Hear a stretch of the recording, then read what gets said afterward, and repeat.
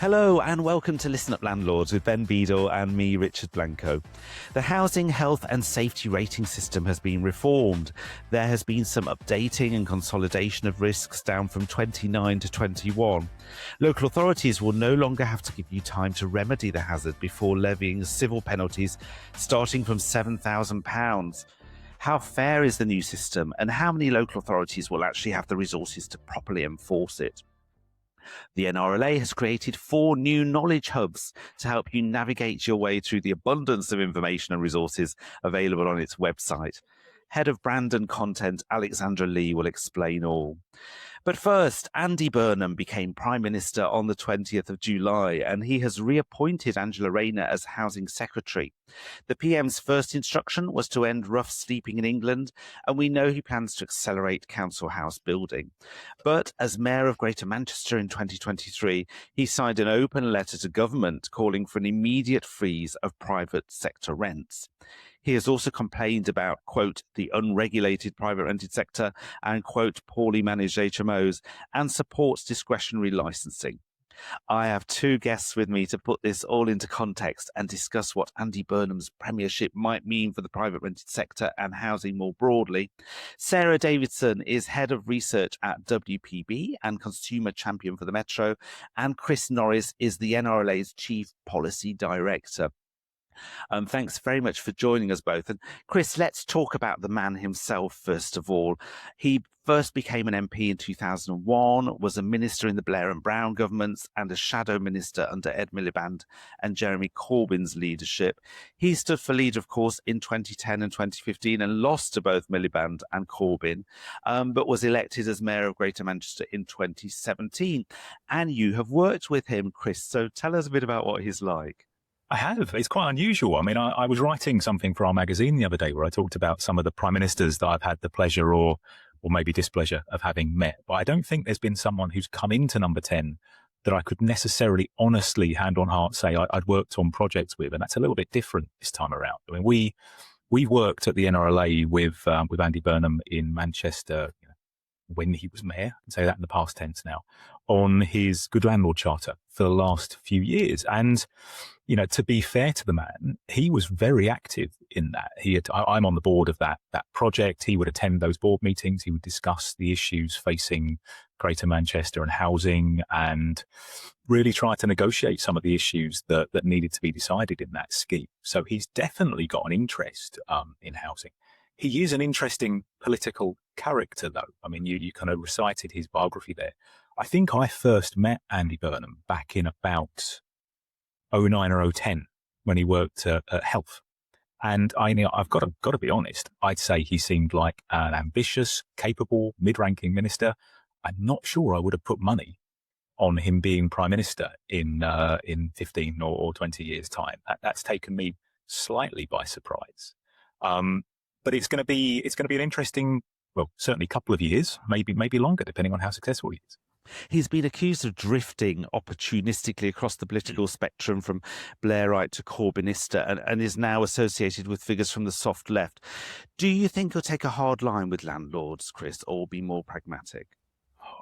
If I had a crystal ball, I could answer that with confidence, couldn't I? But I mean, I would say, it's very easy to tell all those jokes about, a Blairite, a Brownite and a Corbynista walk into a bar and the barman says, "Hello, Andy, what do you want?" Which even he kind of played on and riffed on, didn't he, with one of his speeches recently. I tend to take a slightly more optimistic view of that. To me, that smacks of someone who's pragmatic. That's someone who understands the kind of boundaries of the politics that he's operating in, and he's prepared to change his mind when the situation changes. I hope that's what we're going to see. That's the politician that I've worked with in Manchester, someone who definitely has harder left tendencies that we at the NRLA would necessarily feel comfortable with, but was prepared to listen and was prepared to debate the issues, and certainly more than some politicians I've worked with over the years, prepared to take on board some of the limitations of what he might want to achieve when confronted with reality. So, we are definitely going to see, we're going to have challenging debates over the next period of time. We are going to talk a lot more about rent freezes and rent control than, I would like to at this stage in the cycle. So some of those things will be brought to the fore more than they might have been before. I hope that'll be in the sense of a genuine conversation and a genuine policy-making process, and we'll be able to, point out why we think those policies would actually be really quite detrimental. But we are only a few days in at the moment, and I suppose time will tell how open this administration really is to having those conversations. Sarah, many in the property sector would argue that the government has been quite anti-landlord in terms of ideology in the last couple of years. I'm interested to hear your take on that. But if you look at things like that extra 2% increase for landlords in tax, 5% additional stamp duty, this 12-month letting ban because the government doesn't trust landlords to sell when they say they're going to, and they're worried they would game the system. Do you think we're going to see more of the same? Will it get worse? Will it get better? Or what do you think the direction of travel is going to be? Like Chris, if only I had a crystal ball. I do agree with you completely. I think landlords have been a very convenient sort of subset of people to bash for all politicians, really, whatever hue. And I think that is because there is a public perception that landlords are rich and privileged and, they can afford it. And the poor renters are the people who are stuck, never going to become homeowners. That's kind of been the British dream since the 1980s. It's just a convenient political spiel, really. So unfortunately, I don't actually have any real hope that's going to change. I think it is too convenient. I think it's not true. It's worth saying that. I think that certainly over the past 10 years, we've seen a huge professionalization of the private rented sector. You now have much larger institutional landlords, particularly in student accommodation. And a lot of the kind of one or two property landlords have chosen to exit because there's been so much more regulation that has come in, and for people who were sort of fixing the boiler themselves, it's just been too much of a headache. I'm not sure how much more bashing the sector can withstand, and I think we've all, I know I'm preaching to the converted here, but the more pressure you put on the private rented sector, the more people will leave. The more people leave, the fewer houses there are available. The fewer houses there are available, the more expensive it becomes.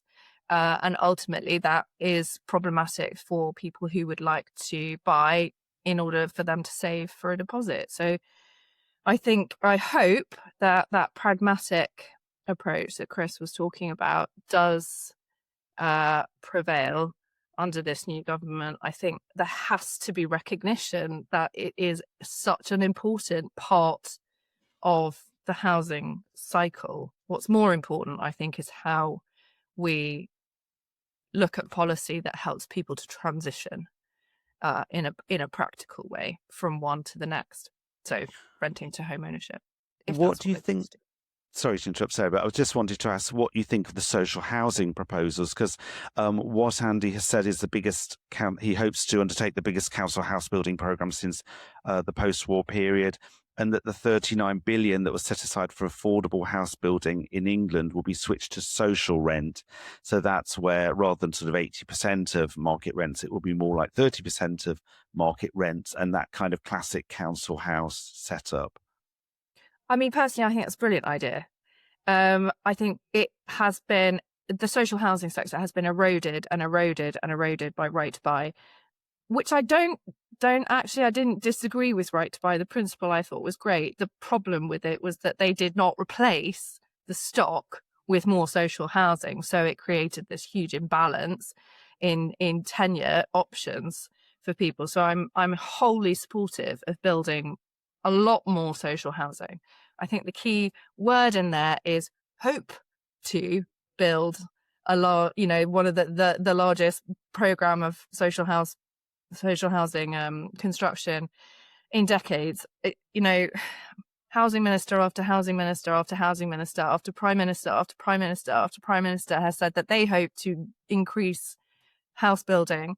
And it is one of those things that is difficult. You're asking the private sector to deliver on something that is entirely commercially predicated.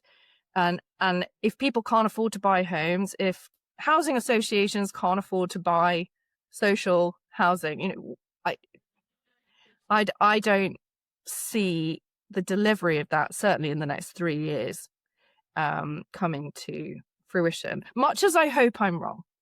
And also, of course, we've got this target of 1.5 million new homes over the Parliament, which is looking like a fantasy, I think, now.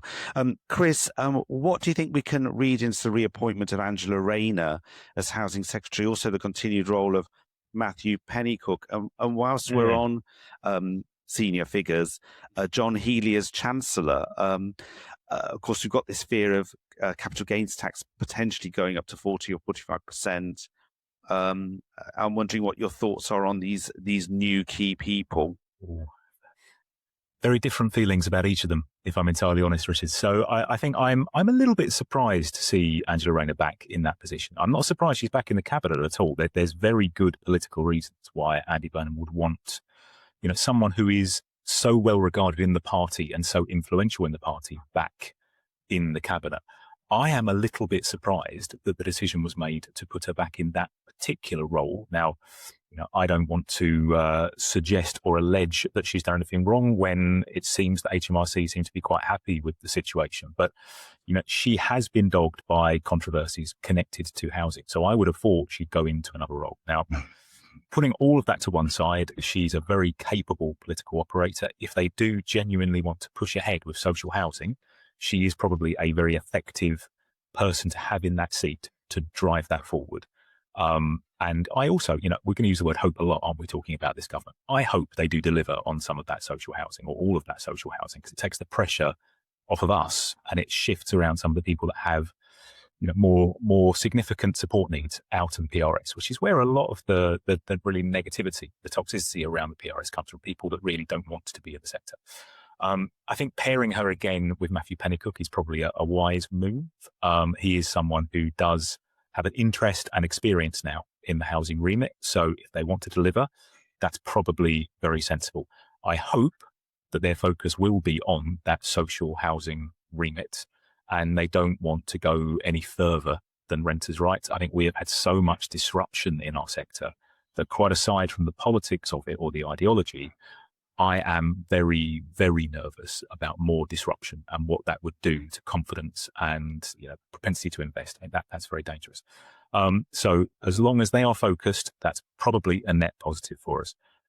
The real positive, I think, is John Healey. I mean, listeners with long memories may remember that he was a Minister of State for Housing back when I think the Secretary of State was John Denham. People won't remember too much about that administration because they didn't achieve an enormous amount.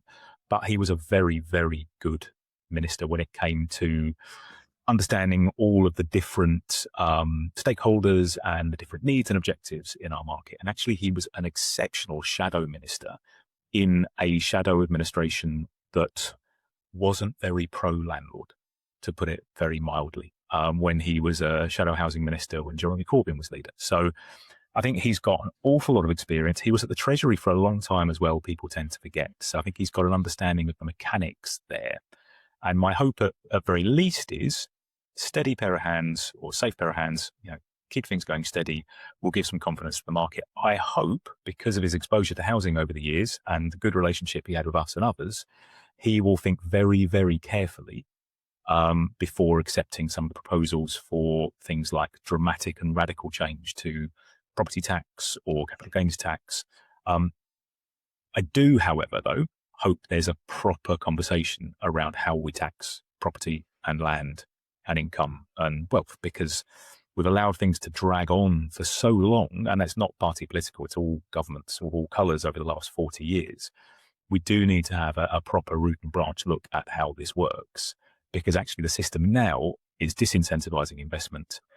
Our members tell us day in, day out that they are worried about their returns and they can't see any particular reason to carry on investing. So, hopefully that gives us an opportunity to do something that will get growth moving again. Just briefly, Chris, do you think the mansion tax will go ahead? Because, of course, it's not meant to start until I think it's 2028, and there's plenty of time to cut it. the fact that I had forgotten all about that for a moment there, Richard, probably says something about how much it's being mentioned at the moment. Right. I mean, you'll remember, I think I said on one of these recordings previously, I was very skeptical that would ever see the light of day. Yeah. The way that it was announced, the timetable it was given. I'm going to say it again, I hope that it gets absorbed into the conversation about wider tax reform, and that actually we take a slightly more sensible look at how we look at land, how we look at property, whether we need some of the taxes that we have at the moment, like SDLT, or whether they can be wrapped into a slightly more efficient, more equitable set of taxes. But at the moment, I think we'll get, I think he's calling it his 10-year plan. We'll get his budget and his 10-year plan in a few months' time. Until then, there's going to be a lot of speculation and probably not a lot of certainty. Yeah. Sarah, let me bring up the net zero issue. I'd be interested to hear your thoughts on this. Ed Miliband's been promoted to the Foreign Office, so that could suggest that it will take the heat out of net zero being as high up the agenda as Ed Miliband would have liked it to be. And in particular, landlords are going to be forced to get their properties to EPCC by 2030. Or go onto the exempt, or put their properties onto the exemption register. A lot of people think it's going to be difficult to achieve. There are 2.5 million properties that are D or below. Do you think there might be any relaxation on some of these pressures around net zero, with Mayata Fambula being the new Secretary of State? No, I don't. I think there's a big article in the FT this morning, which focuses on the fact that she has said in the past very, very clearly that she wanted to accelerate net zero very significantly by sort of 2030s. So how she does that, I think, is a very relevant question. I mean, there, what she has said has been moving to a clean energy environment and economy is definitely preferable to continuing to rely on fossil fuels. I don't disagree with that from an economic point of view. I think cutting carbon emissions from UK housing doesn't necessarily have to form such a large part of the picture when it comes to net zero. I think the practicalities of doing it, delivering on it, as you say, such a large proportion of rental homes just generally in the UK, because of our housing stock, are not designed to be energy efficient in the way that EPCs currently and under MEES might assess energy efficiency or carbon output. So I think we've already seen deadlines pushed back. I think realistically, we probably will continue to see that. We probably will see large exemption lists. I mean, how do you improve the energy efficiency of a leasehold flat in a block which is part owned, part rented, part social?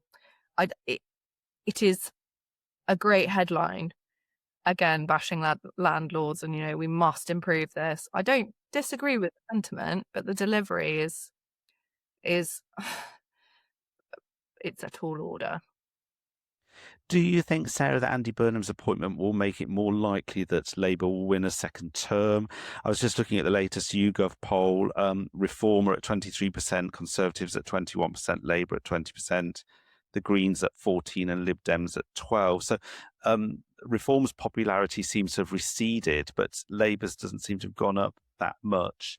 Is Andy Burnham going to be the answer to all of Labour's ills and mean that they go on to win the next election? I think it's a really difficult job that he's got. He's only got 3 years to prove himself in the eyes of the electorate. We've seen the best part of 10 years of disillusionment among voters whose go-to has, in my opinion, been to vote against the status quo rather than for an ideological, objective to aim for. I'm not sure if I've seen that from Andy Burnham. I don't know what it is precisely that he stands for and that his government stands for, other than sort of harder left, regionalism,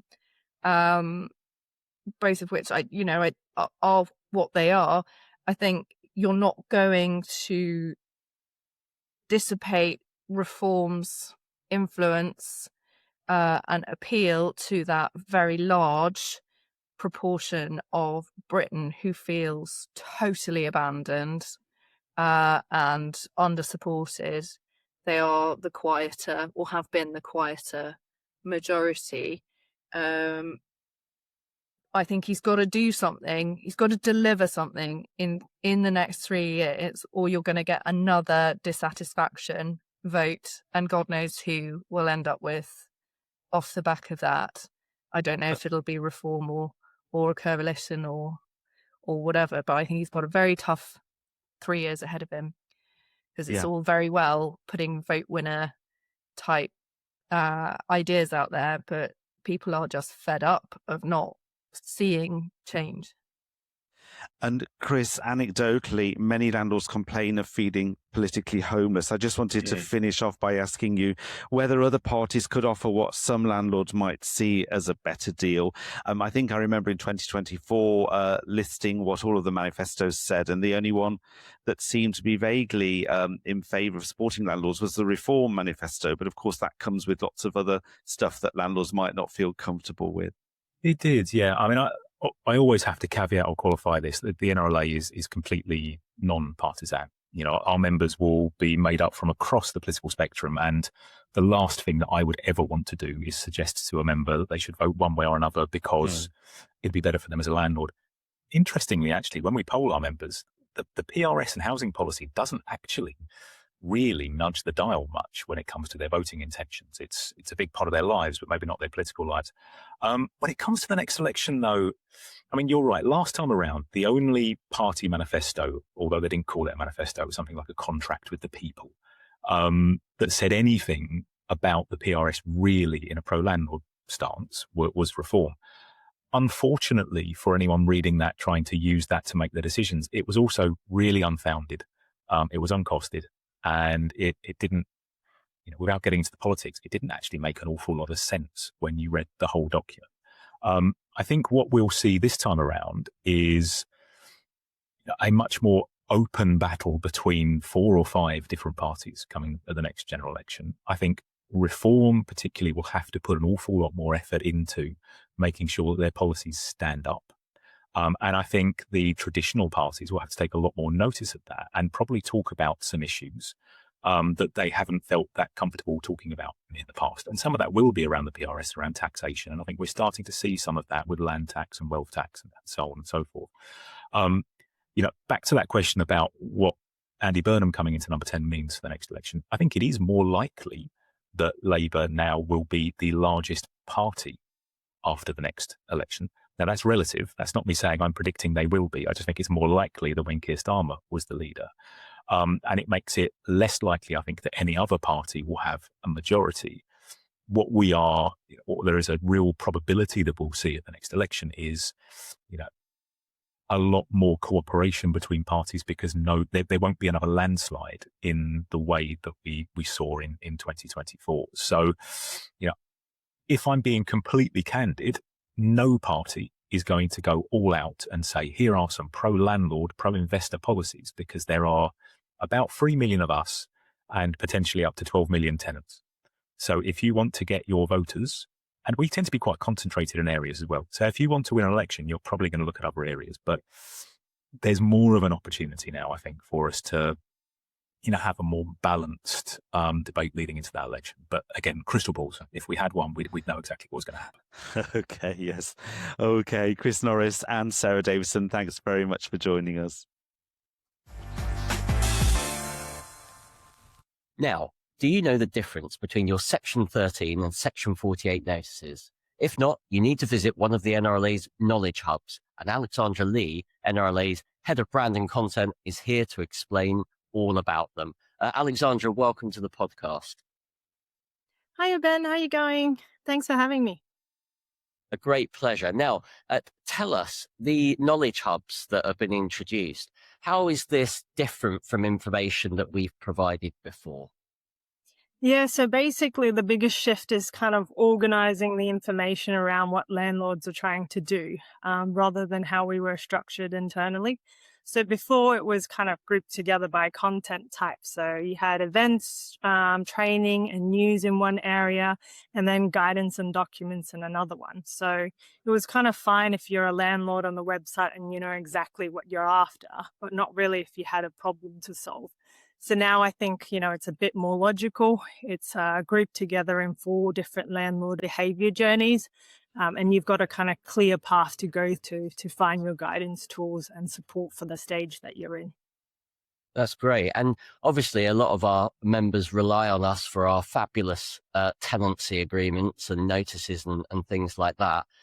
All of those agreements and forms, are they part of the knowledge hubs now? Yep, they are. So these templates always existed on our website before they sat in those separate areas that I talked about, but now they kind of link directly into the hubs. So you've still got all your tenancy agreements, forms, and documents all right there. So the same trusted resources, but it's sort of far easier to reach now. I wanted to ask you, Alexandra, about how you've chosen the 4 topics. So I think it's first-time landlords, property investment, tenancy management, and property management and maintenance. Is this based on kind of research or your analysis of the kind of traffic to the website? Yeah, exactly that, Richard. So we kind of took kind of really large buckets to begin with. I think as these knowledge hubs go along, we'll definitely keep developing more of them. But we've kind of agreed that these first 4 ones are quite broad. So you've got, as you mentioned, your first time landlord. That's where landlords are generally starting, and that's the steepest learning curve. So there's a lot of beginner resources in there. You've got property investment. So any landlords are thinking of growing or acquiring more property can find a lot of useful information there. Tenancy management, which is really your day-to-day kind of maintenance of live tenancies. And then you've also got property management and maintenance. So really that operational side of keeping your property compliant and in good order as well. So yeah, you'll find yourself in kind of any of these buckets as a landlord. I love that idea of buckets. Yes. I was talking to a landlord the other day and she was asking me if the knowledge hubs in some way were going to replace the advice line. That's presumably unlikely, isn't it? And I would indeed think there's perhaps some sort of connection between how the advice line can help you and when and in relation to which knowledge hub. Yeah, that's a great question, Richard, because we've sort of designed it to sit alongside the advice line and definitely not to replace it. So yeah, the hubs are kind of making self-service information easier to find. So, hop on these hubs to kind of look for your information in the first place. But if you kind of want more tailored information, or you want to kind of have a conversation or make a judgment call, you want to be contacting our advice line because they can give you much more tailored support. Well, it's a great innovation, Alexandra, and thanks very much for coming on the podcast to explain the knowledge hubs. We look forward to much perusing. Thanks very much. Next, this is something you might well need the knowledge hubs for, as we're going to be discussing the revised housing health and safety rating system rules with Ali Thomas, who's environmental health content specialist from RHE Global. Ali, thanks so much for coming on to explain this, because it is actually quite complicated. It is. Thank you for having me. Oh, it's great to have you here. Now, the number of hazards has been reduced, I believe, from 29 to 21, and this affects inspections after the 23rd of June, and they fall into physiological, psychological, and protection against infection and protection against accidents. Is that right, Ali? Yes, that's right. So the number of hazards has been reduced. When we did the review, we did actually a huge amount of stakeholder engagement as part of the updates. Firstly in the scoping review in 2018, and then in the review itself in 2020. And actually reducing the number of hazards by amalgamating some of them was one of the most popular suggestions that people had for kind of making the system a little bit easier for people to understand. Oh, that's interesting. And so some of the hazards are being consolidated, I believe, and some updated, and they're now classified as high, medium, or low.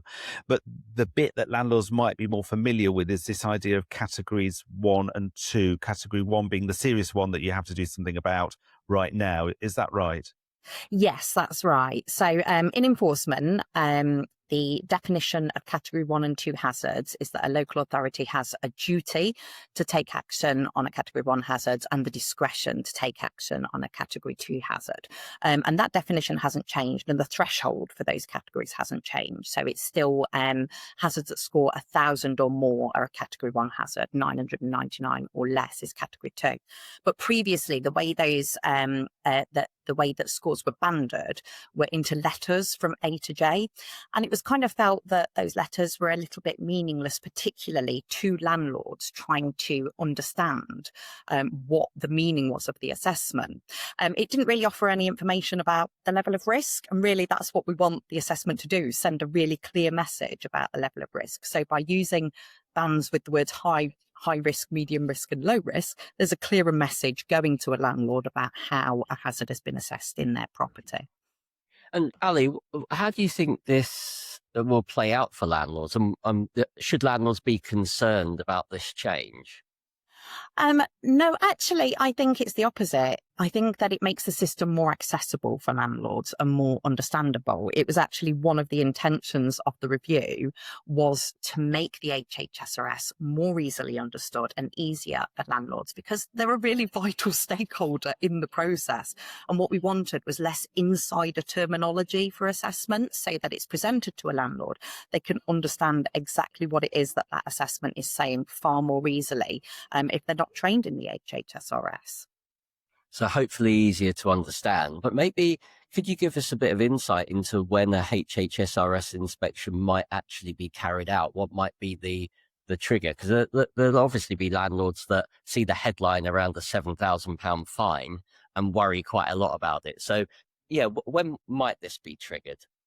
So the most common reason for an HHSRS inspection to be carried out is because a local authority has been informed about issues in a property, usually by a tenant, but it could sometimes be by a third party, such as a social worker. However, an inspection could also be carried out because it's part of a licensing application. And occasionally it could be that a local authority is carrying out a project of proactive inspections for a particular reason.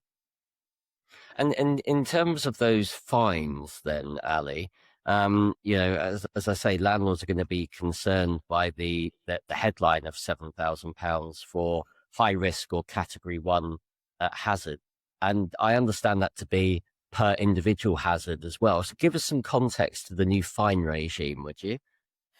Yeah, so the fines were introduced as part of the Renters' Rights Act, which inserted a new section into the Housing Act.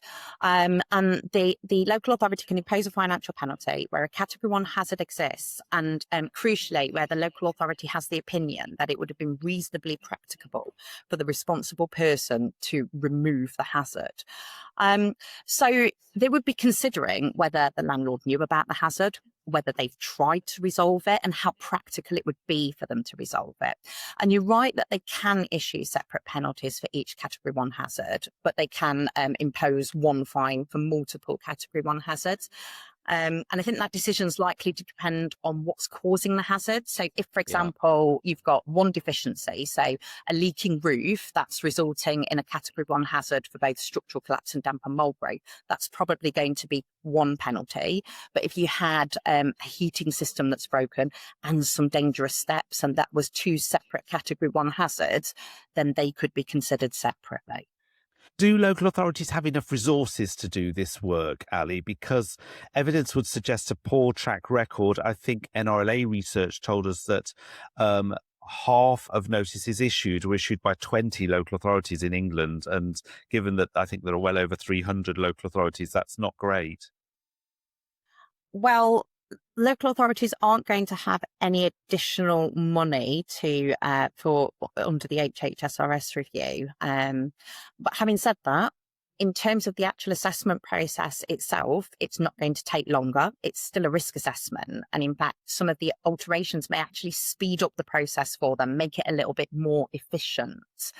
And I would just say as well that part of the system that was introduced was these baseline indicators. They're sort of like a standard within the system. And from from the intention behind them is actually to help landlords understand what's required of them. And if that kind of level of self-regulation increases, then overall that means there's less time and money needing to go into enforcement, because landlords will understand what it is that's required of them, rather than this kind of like, well, don't have a category 1 hazard, which can often not really mean very much to people not trained in the system. Ali, just to jump in there, I think what landlords will be concerned about is whether or not they will be given the ability to remedy a breach, rather than the local authority just diving straight headfirst into a fine, and potentially a fine per hazard. As a landlord myself, sometimes you are unaware of things, and with the best will in the world, you want to sort it. So are we expecting this to be accompanied with a good dose of pragmatism, and as long as the landlord is playing ball, local authorities will take a reasonable assessment? That's exactly what I would expect, Ben. And actually the same burden of proof exists as it does for kind of current financial penalties under the Housing and Planning Act. So the local authority would still need to consider, was the landlord made aware of the hazard? Did they have access to the property to resolve the hazard? Have they already tried to resolve it and maybe it hasn't worked? So it won't just be a blanket approach to issuing fines regardless. And of course, there will still be the expectation for the works to be carried out to remedy that hazard as well. So it's not just a fine and move on to the next case. It would be about, ultimately we're all trying to achieve safe and healthy homes, and that kind of intention behind the system hasn't changed. Just one last question from me, Ali. I'm really curious to hear your thoughts on what local authorities would need to be able to do more enforcement around HHSRS. I think the answer to that is usually more money, more staff, and that sort of thing. I do think that ultimately, once they get to grips with the new system, it will speed things up for them. But I think, a lot of this is always about improving relationships as well. Local authorities and landlords working together. I mentioned the baseline indicators a couple of questions ago. And my vision for those is that actually it is going to help that level of self-regulation, because what we want is for local authorities to be able to focus their enforcement powers onto the landlords that actually aren't trying, rather than taking that kind of blanket approach. And those good landlords that are self-managing, that's not where we want to target enforcement action. It's about taking the worst players away from the market. Okay, well, that's it for this edition of Listen Up Landlords. A big thank you to Ali Thomas and all of our guests today. Remember, you can find out more about all of the topics discussed on the NRLA website, including those fabulous knowledge hubs. All that remains is to thank our producer, Sally Walmsley, and to you for listening.